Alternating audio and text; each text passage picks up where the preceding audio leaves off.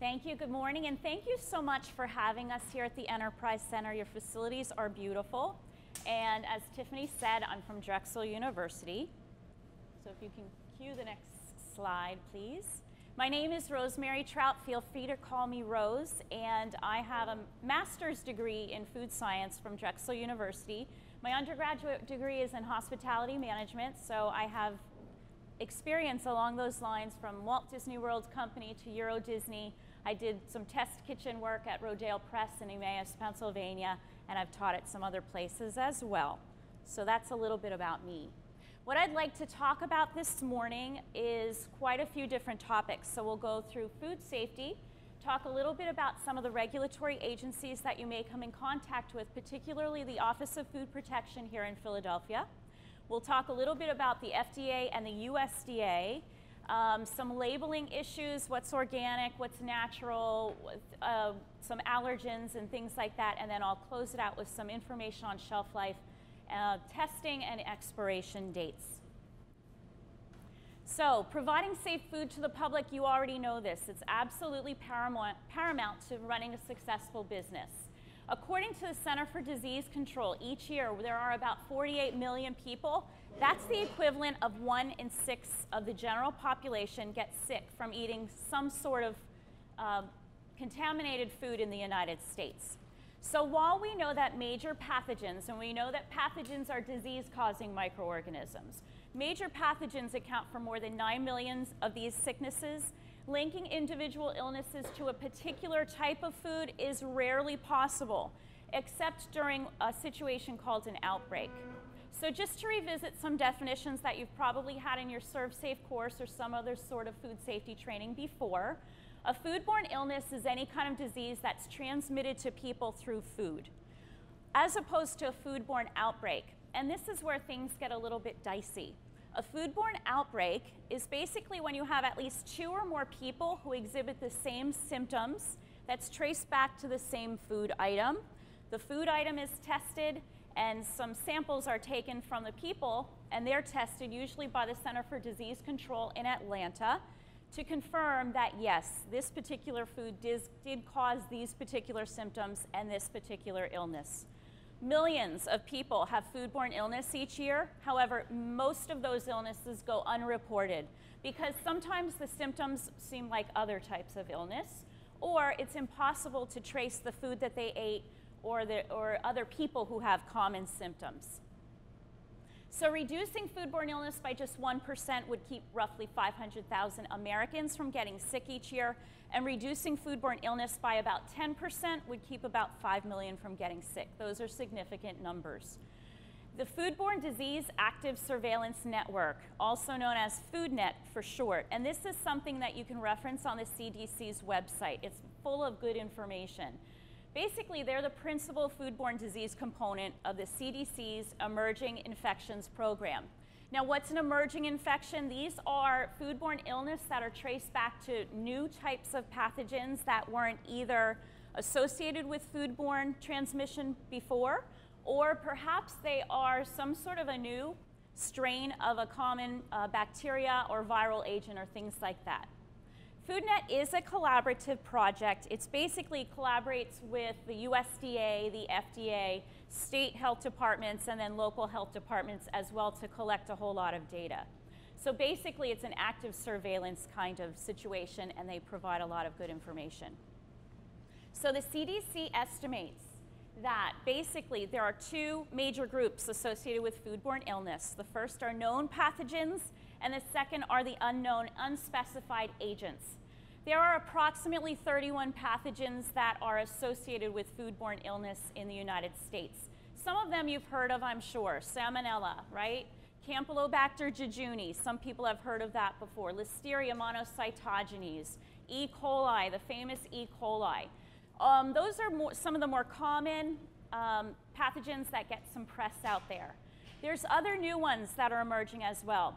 Vibrio vulnificus, Vibrio parahemolyticus, those types of pathogens that are associated with, say, shellfish or finfish now are emerging, and we're seeing many more incidents of those types of diseases occurring. So you have to be careful with those types of foods. So the unspecified agents can be broken down into new microbes or strains of common bacteria. They can also be chemicals, and we're seeing more incidents of this as well. They also may be other substances known to be in food whose ability to cause illness we just didn't realize before. It has been unproven. And then because you can't track what isn't yet identified clearly, estimates for this particular group are really off track. It's hard to get real numbers on foodborne illness from unspecified agents. So clearly you have responsibilities to your operation, to your employees, and certainly to your customers. That's important too. So the highest standards are very, very important in all of your operations. Now, I've seen your kitchen here. It seems to be immaculate, so you're already off to a fantastic start. Some of you then take your food off premises and sell it there through trucks or through farmers markets or a variety of other places. The highest standards should be your goal.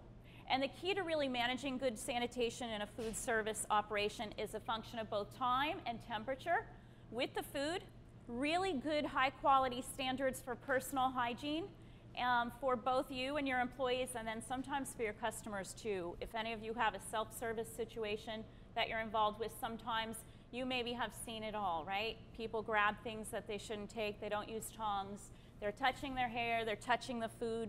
A lot of this stuff is inadvertent, but clearly it's something that you have to pay attention to. What are the challenges to food safety? Clearly, sanitation training costs a lot of time and money. You're sitting here instead of doing production, so that right away indicates that you're making an investment in food safety. Employees can come from all over the world, lots of different cultures, and speak different languages, so sometimes communication can be an issue. Employees have varying levels of education, so maybe some people are very interested in the microbiology end of things. Some people may not be as much. Pathogens are more frequently found on food that was once considered safe, and so this is something that we're seeing as well. Food coming from your suppliers also can be a situation that you want to pay close attention to. If you have suppliers who aren't practicing good food safety, that's going to trickle down to you as well. So if you're paying attention to your suppliers and what their facilities are like, what their packaging is like, what their temperature control is like, that's going to be very beneficial. And then the number of customers at risk for getting foodborne illness is also very high. And training new staff in operational procedures leaves less time for food safety. So I never want to forget that you are in business to make a living for yourselves and hopefully other people as well. So I know that time is money, and that goes for food safety as well. The cost of foodborne illness is an illness, or particularly an outbreak, is in the billions. So we're talking about lost productivity, hospitalization, long-term disability claims, and unfortunately and tragically death in some cases. In addition, you may have a loss of customers, a loss of sales, negative media exposure, and a loss of reputation, lawsuits and legal fees, which Mike will talk about shortly, lowered employee morale and staff retention. It's so much nicer to work in a clean kitchen than a messy, congested kitchen. And again, I look at your facilities here and you have a real advantage already. And then of course, insurance premiums as well. And if, Tiffany, there's queued up if you go to Food Safety Net for just 1 minute, I just want to show you, this is a website that I look at all the time, and in fact it changes constantly throughout the day. You can see this is a good source for real current information, foodsafetynet.com. And basically it gives you all of the up-to-date recalls, which you may be interested in seeing. It gives you any kind of new outbreaks that are happening, and not just commercially, but if they know of outbreaks that are happening from, say, a church barbecue in North Carolina. That was something that was listed yesterday, for instance. That's up there as best as reported as they can give you the information as well. So that's a reference that you might want to look at sometime. And you can see up here emerging pathogens there. That was kind of worked out, unfortunately, right? Vibrio cases in oysters are expected to increase. That's the Vibrio parahemolyticus and Vibrio vulnificus. They're two strains of bacteria. Okay, if you would go back to the slides, please. Who's at risk for foodborne illness? There are three main groups: the elderly, the older people, and also the opposite end of the spectrum, children, babies, and then anyone who has an immunocompromised system.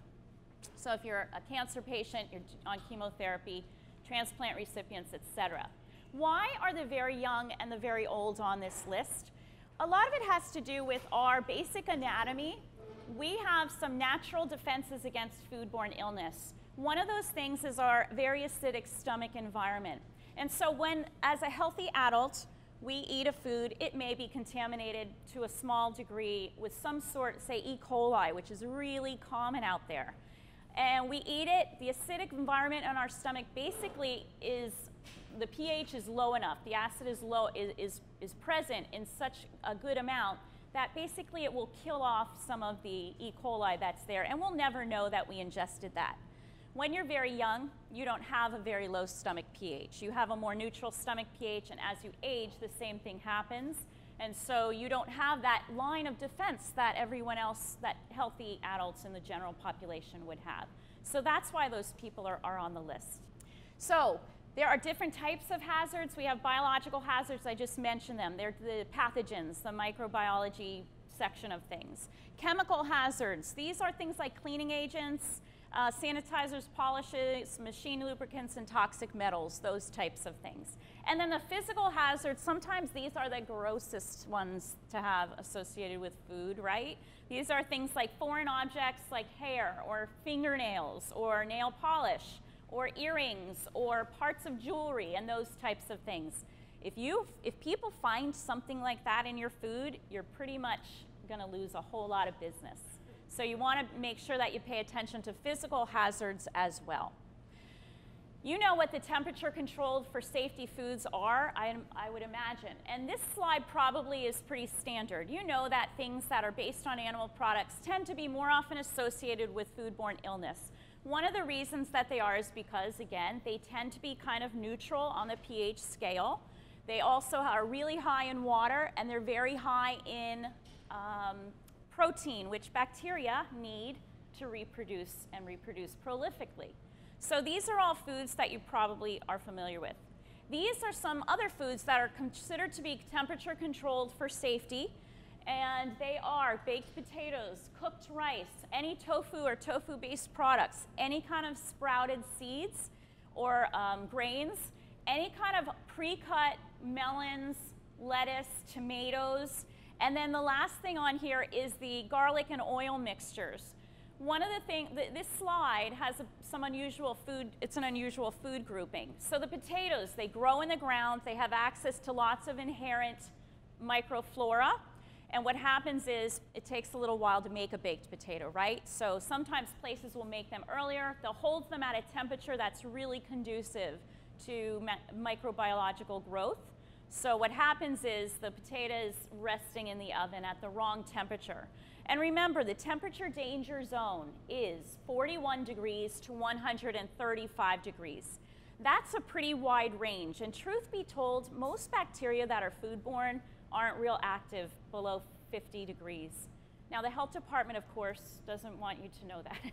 And they want you to remember that you want to keep your food below 41 degrees. On the opposite end of the scale, many of the foodborne bacteria, they don't grow very well above 120. So between 70 and 120 is really the problematic area. But as far as health inspections and the numbers that we all really need to be consistent with, temperature danger zone is 41 to 135 here in Philadelphia. And so baked potatoes are usually held at a nice ambient temperature of, say, 120, which is pretty hot to the tongue, but the bacteria are still able to thrive.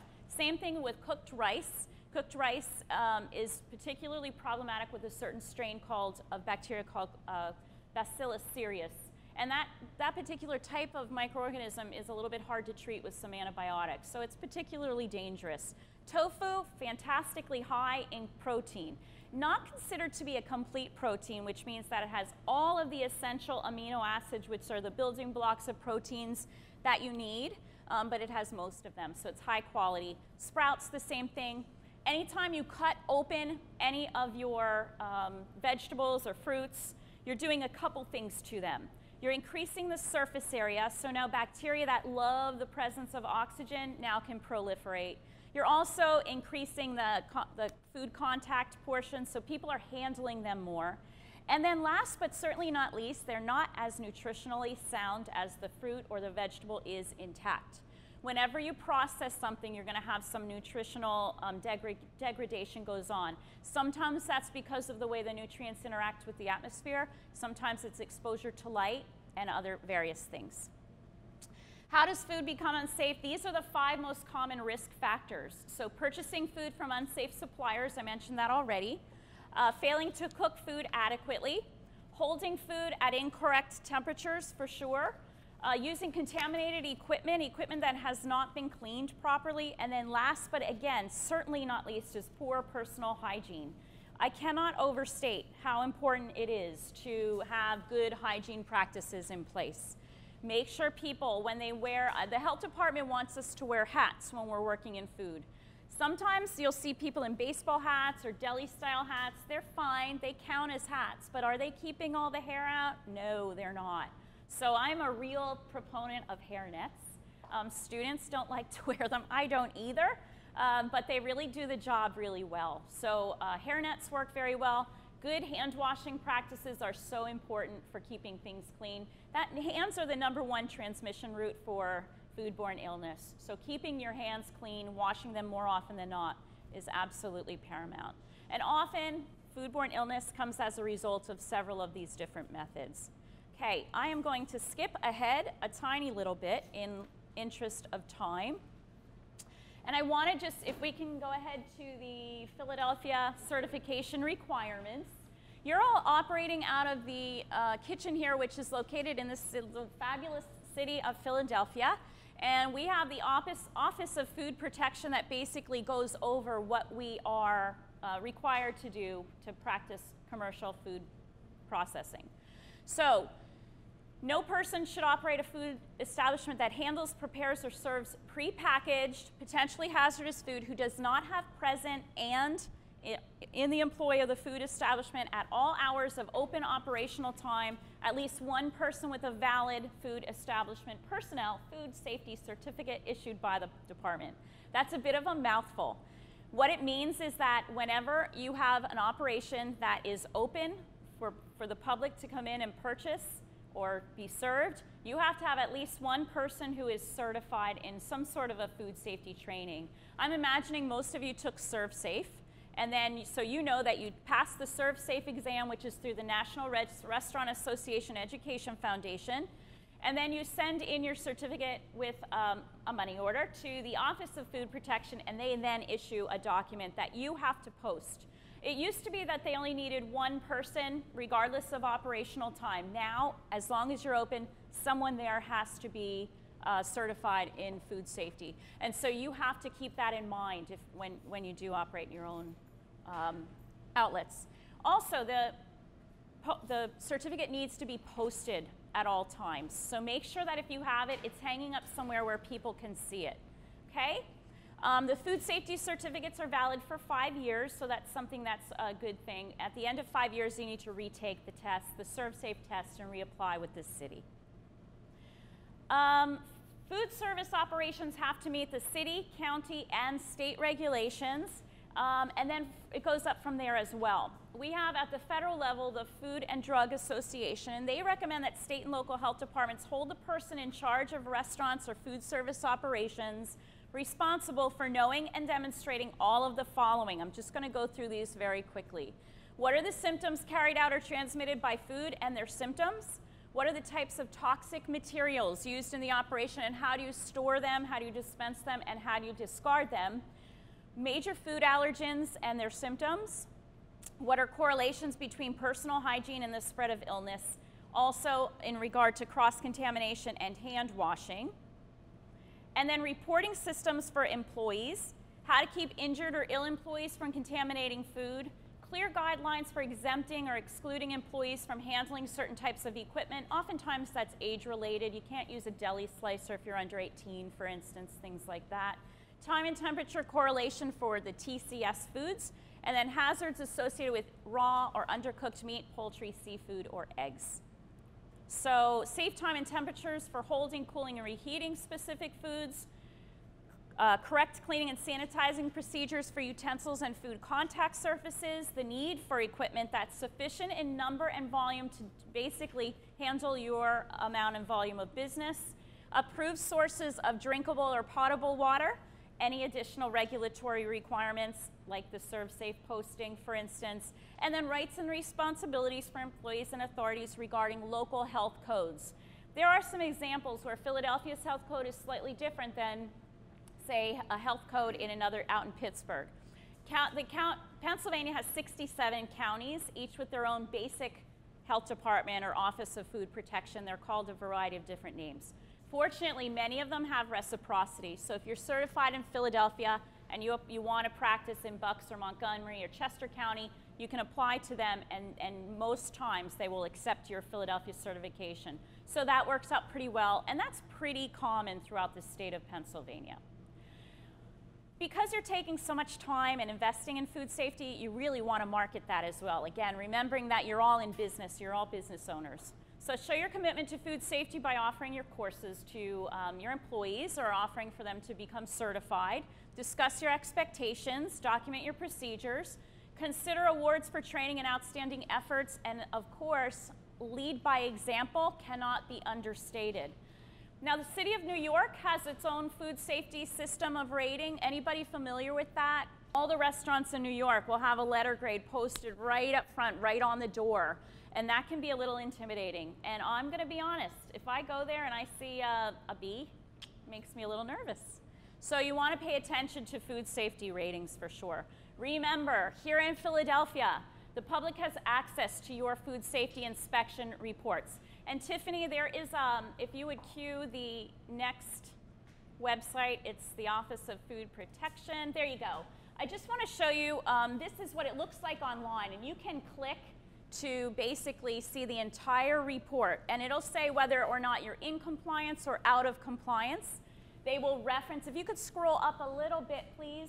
This is just one, I'm sorry, down, scroll down. That was my mistake. This is an inspection, and you can see that about every year they're inspected. Some things that the inspector will walk in and they'll see something's wrong. Maybe you have standing water in a mop bucket. That's kind of common, but it's a big no-no, especially in the summer months when mosquitoes are breeding. That's something you can dump the water out and fix it right away. It'll be noted, but you won't get penalized for that. Something else larger, maybe your refrigeration unit didn't have a thermometer or any kind of temperature sensing device in it. That's something you might have to go out, purchase that device, and come back. They'll give you anywhere from a week to a month to fix some of your problems.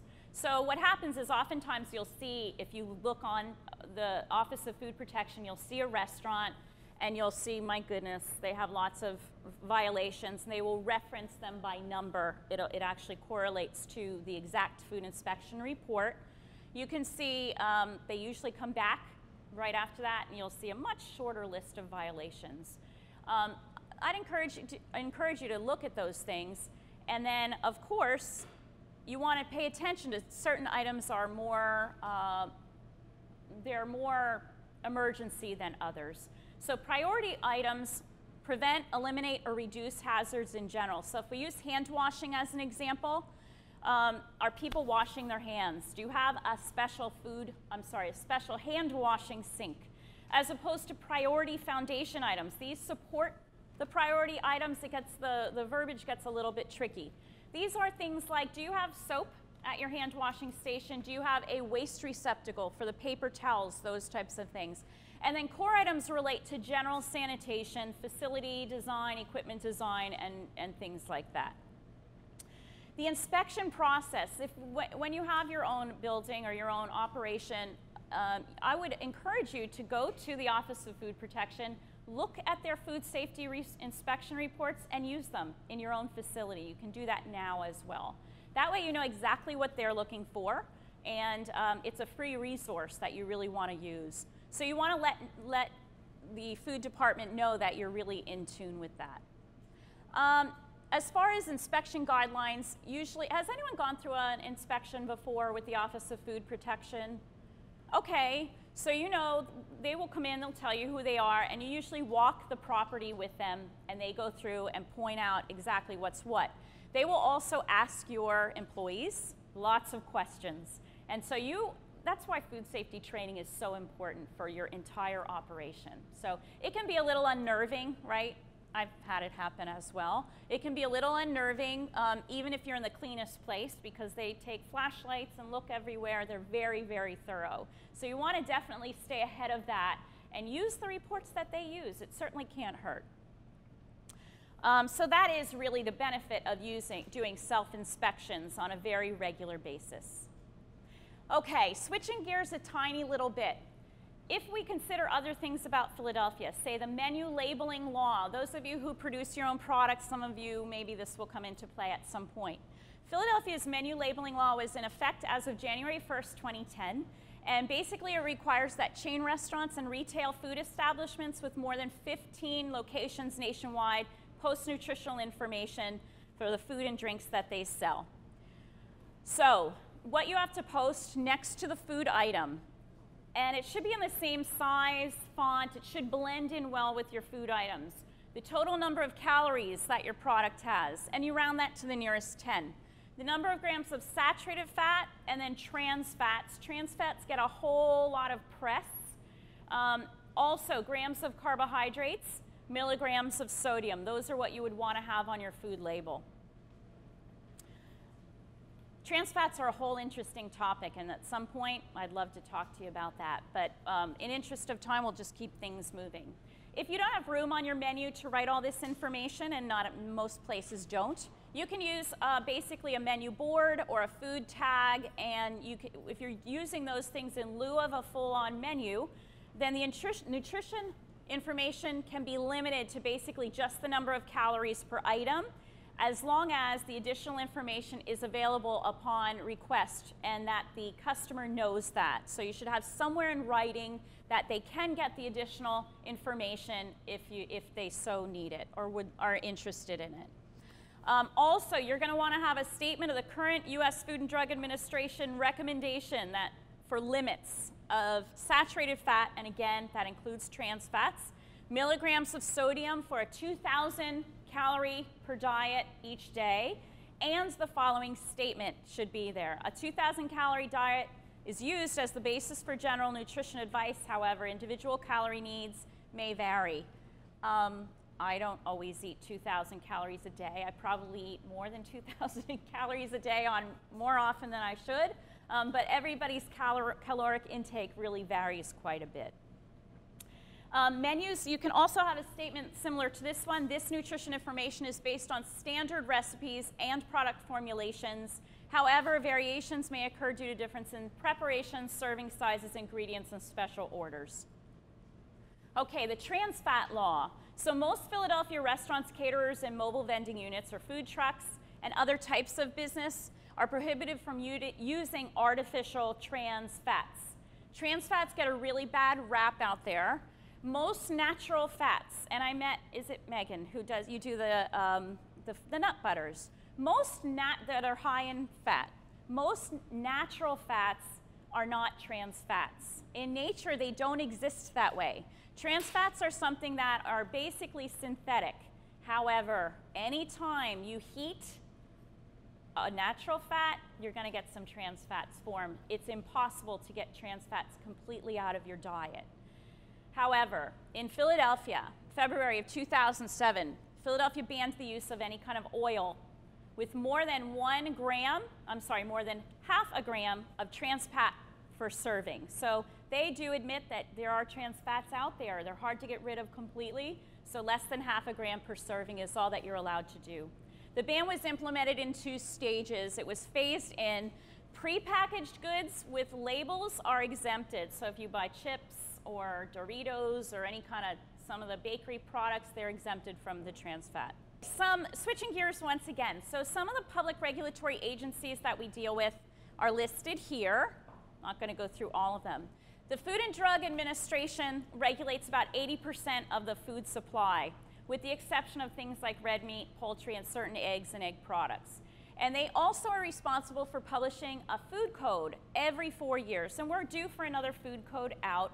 What happens is the FDA puts together a food code, and then it's adopted by each state, and then each county then kind of adds its own little more intricate information that are pertaining to a specific jurisdiction, and then basically they will adopt the food code. Basically, it's housed in the U.S. Department of Health and Human Services, and within the FDA is the Center for Food Safety and Applied Nutrition. This is another good resource that you might want to look into. The Food Safety and Applied Nutrition is primarily concerned with, you can skip ahead. One more, please. Perfect.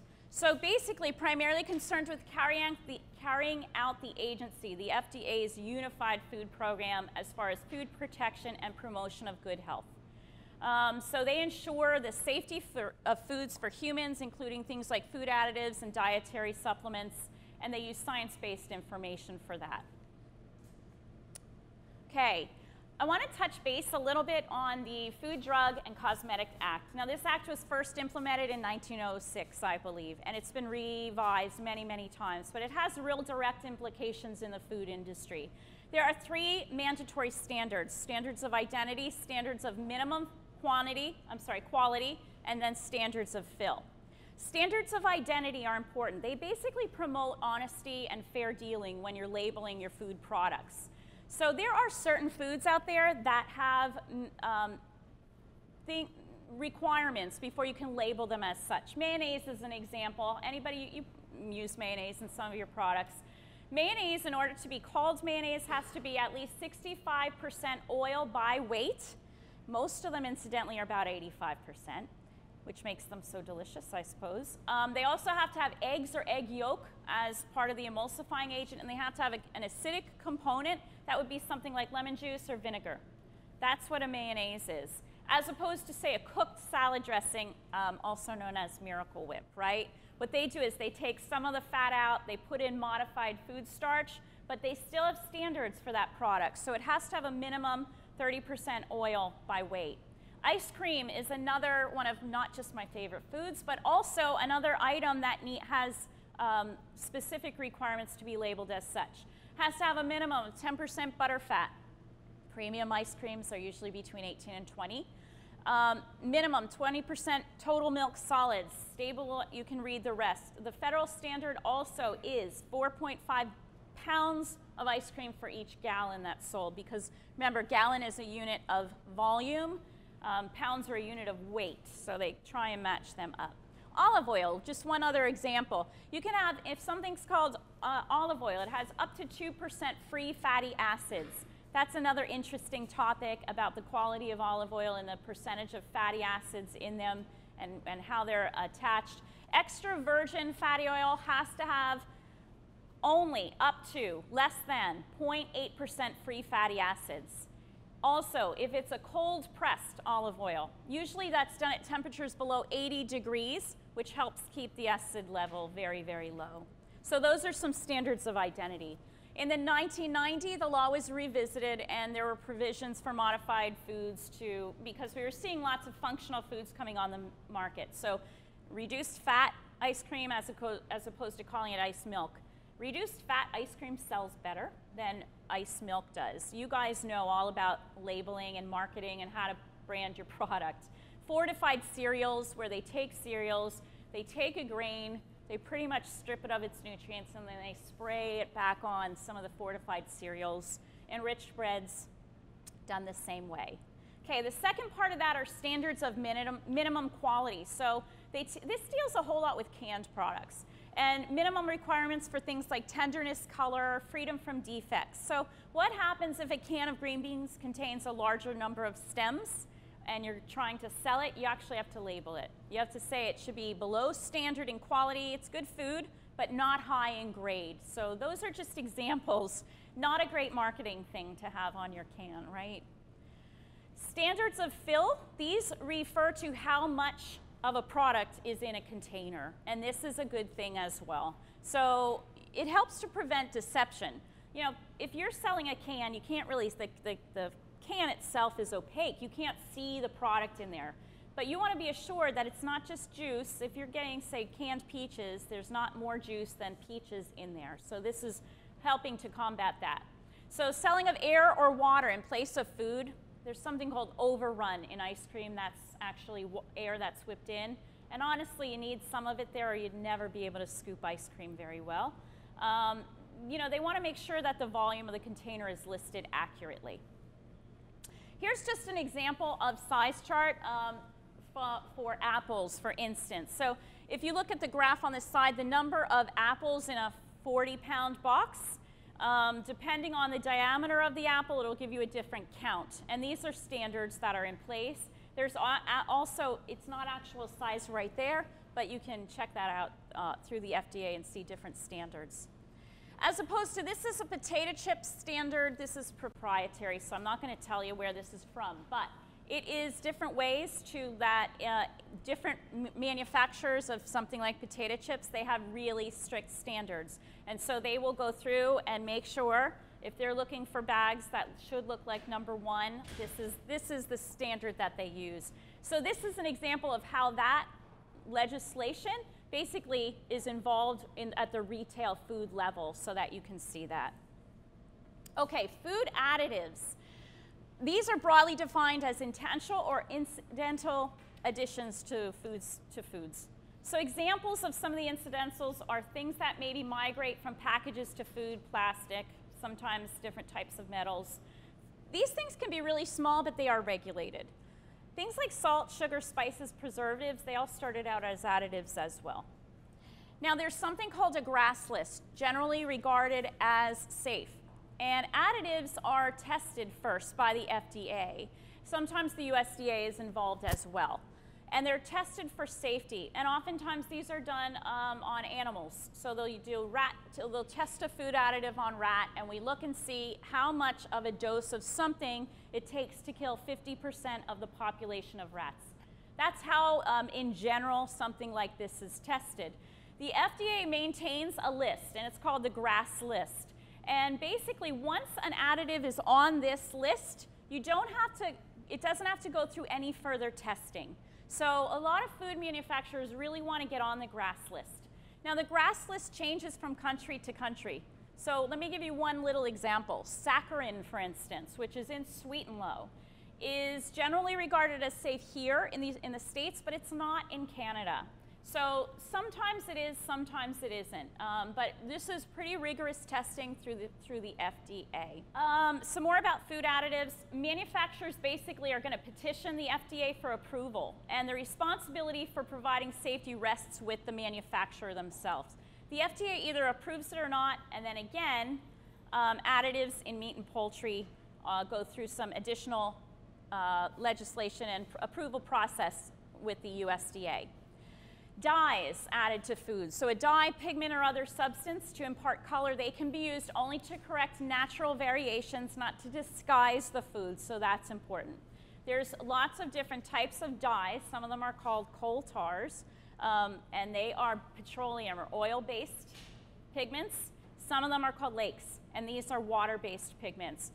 Natural pigments are usually really less stable. If anybody works with bakery products and you use maybe purple food coloring or any kind of purple coloring, you know it probably comes in opaque packaging, I'm guessing here. Really sensitive to light, really sensitive. It changes colors really dramatically with any kind of acidic ingredient and things like that. So natural colorings, natural pigments are a little bit less stable. Pesticides, these are regulated by the EPA. A lot of people are looking for organic products or products that aren't processed or grown in a more natural kind of environment. There's a real big market for these products. If you go to any of the grocery stores, you see how much shelf space is devoted to organics now. It wasn't like that 3 years ago, let alone 30 years ago. New pesticide safety standards, the tolerance levels are set by the EPA generally. So you want to look for that. The FDA is also, with food labeling, what's required on your nutritional food labels. It has to have the name of the manufacturer, packager, or distributor, the net amount of food by weight, measure, or count, depending on the item, common name of the food in the form, so if it's peaches, are they sliced, tomatoes, are they crushed, things like that. And then nutrition information as mandated by the 1990 Nutrition Labeling Act, which is basically calories per serving, total fat, and then saturated and trans fats. Then you have fiber, carbohydrates, proteins, vitamin A, vitamin C, calcium, and iron. Which leads me to this next slide. Nutrition facts labels are based on DVs, or daily values, which are really not something that are easy to come by. They are a combination of your recommended dietary intakes and some other things. So they're kind of a conglomerate number. They are also based on either a 2,000 calorie or a 2,500 calorie diet. So you'll usually see two columns on your labels. Health claims are permitted on foods very rarely. And that's only if the nutrient and the disease relationship are very well correlated and documented. So some of them that you will see are things like heart healthy or reduces cholesterol. These are the things that these are the only categories where health claims are allowed to be made. So saturated fat and cholesterol, coronary heart disease, so how they're related, fiber, fruits, vegetables, and heart disease. So you see heart disease is kind of a popular thing here. Sodium in relationship to hypertension, fruits and vegetables and cancer, calcium and osteoporosis, and then fat and cancer. So if you have a health claim, it's probably going to be related to one of those things. You can make your health claims by third-party references like the National Cancer Institute, the American Diabetes Association, or you can have a statement that says reduces cholesterol. You can have it by symbols like a heart, healthy thing, or in general descriptions. Okay, allergen labeling I'm going to move through. Let me just suffice it to say that these 8 foods listed here are responsible for 90% of all food allergies. Just a note about food allergies. There's a real big difference between a true allergy and a food intolerance. Food allergies are autoimmune responses. People who have them very acutely. And usually they only need to be, the concentration of the amount of the allergen, which is usually a protein in the food, it doesn't matter. They'll have the same response every time, and it's a dangerous situation. Food intolerances tend to be more of a gastrointestinal response, and so they're treated a little bit separately, but the general public lumps those two things together. You have to make sure that your product contains less than 20 parts per million of the gluten protein, which is really 2 proteins that combine together in a food. 20 parts per million of gluten, or about 1/8 of a teaspoon of flour in 18 slices of gluten-free bread. So you have to have that, and you would have to have that tested if you want to put that label on your product. Manufacturers, we're still in the in-between stage. It's not going to be absolutely enforced until August of 2014, and that just came out in August of this year. Organics, briefly. What does organic really mean? There's a whole lot of labels out there that people don't really understand, or they look confusing. Organic is a labeling term that indicates that the food or other agricultural product has been produced through lots of different approved methods that integrates cultural, biological, and mechanical practices that foster the cycling of resources, irradiation, and genetic engineering. Those things cannot be used. Single ingredient foods like fruits, vegetables, you're going to look for a small sticker, a version of this. And the word organic and the seal may also appear on packages or near the product of single ingredient foods. Multi-ingredient foods, foods like beverages or snacks or other processed foods use the following classification system. If you see something that says 100% organic, that means that food bearing this label are made with all organic ingredients, not just 70%, but all organic ingredients. They can use the USDA label on your foods. Organic, if it just says organic, these products contain 95 to 99% organically grown and processed and manufactured ingredients. That's by weight. The ingredients have not necessarily been done organically. You too can use the label. And then made, if you see a label that says made with organic ingredients, that means that the food packaged has between 70 and 94% organic ingredients. Products with less than 70% of organic ingredients can only list the ingredients themselves on the label. You can't use the organic seal.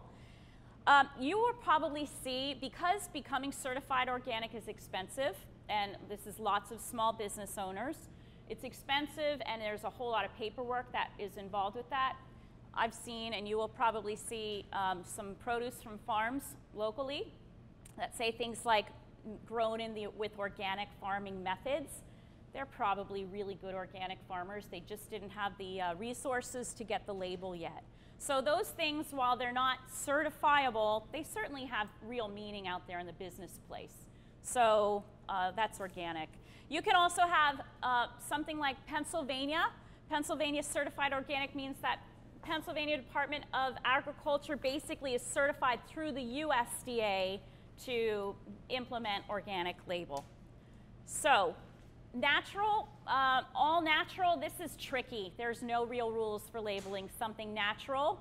It's a fantastic marketing term. So except for meat and poultry, the Food Safety and Inspection Service, which is a branch of the USDA, they require that if you're saying something's natural, free of artificial colors, flavors, sweeteners, preservatives that don't naturally occur in the food, and that they're minimally processed. If you put natural on your label, you're really supposed to also define what that means. There's no real legislation for that marketing term in the industry. And I think my time, I've gone past my time. There's many more slides here, and I hope that you'll look at them.